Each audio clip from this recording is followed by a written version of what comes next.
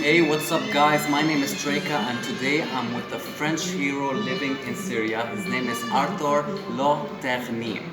He works with the SOS and he does a lot of important humanitarian work for Syria. He helps children, he helps the Syrian people, whether we're talking about whether they need physical help or mental health, and many important issues. And thank you so much for agreeing to do an interview You're with welcome. me. Thanks to you.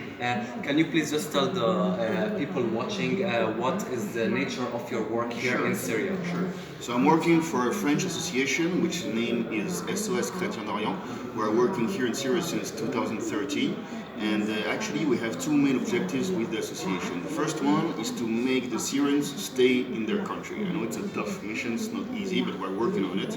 And the second one is to recreate some link between the French people and the Syrian people. And that's why we send volunteers in Syria for periods between 1 month and 1 year. And they come here to live next to the Syrians and to work with them and so on.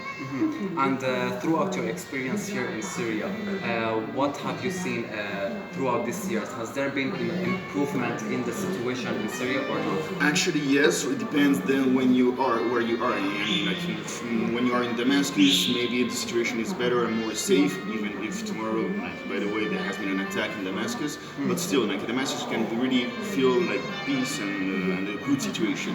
But when you go more to the north, like close to Aleppo or in Idlib, for example, the war is still continuing. True. But still, like the situation is going really better thanks to a lot of people who are rebuilding the country and fighting to make Syria free again. So that's why we are able to come here, even as tourists. I would advise everybody to come here in Syria to look at Syria and in a truly way, not through the media and so on, just to come here to see and to spend some few days in Syria. Like, a lot of people are doing it now. Some tourists are coming back, thanks God, and everybody could do that. So I'm really advising you to come.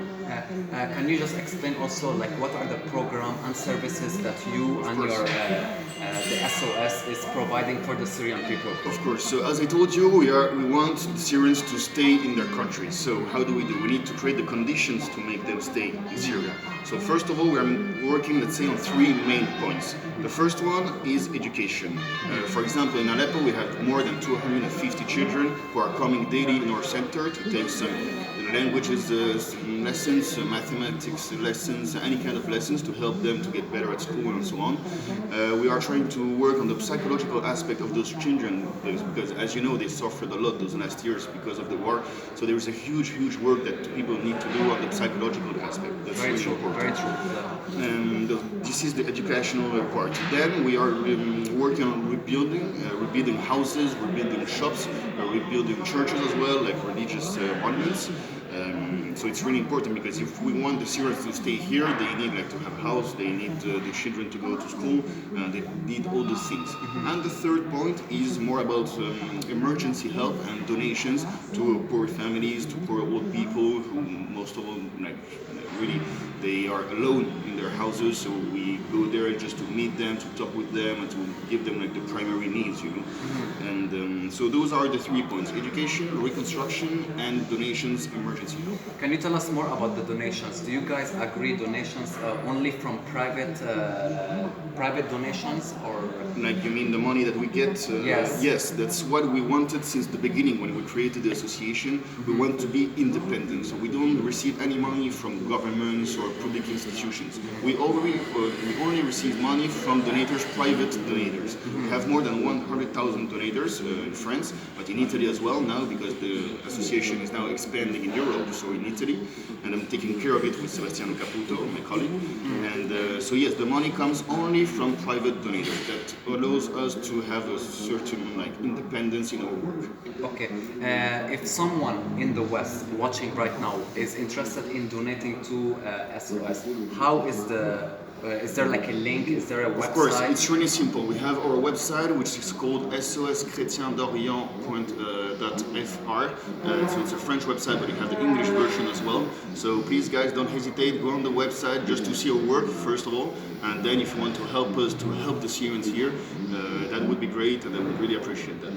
Well, guys, I'm gonna put the description. I'll put the link of their website in the description. So if anybody's interested in donating to their work, it will be really amazing, because they are really doing a lot of great work for the Syrian people, and they're working for a humanitarian cause. And to be honest, when I first met him and we were talking about all these issues, I honestly thought he was a Syrian citizen. And then later on, after we just kept on talking and talking, he told me, no, I'm not a Syrian, I'm a French citizen. And I was like, are you kidding me? I thought he was actually a Syrian person doing all this humanitarian work. Well, thank you so much for your time. Thanks to you. And thank you for your work, and I hope you guys the best and keep on doing what you're doing, because you're really helping the Syrian people and Syria in general. We're doing our best. Thank you so much. It's no-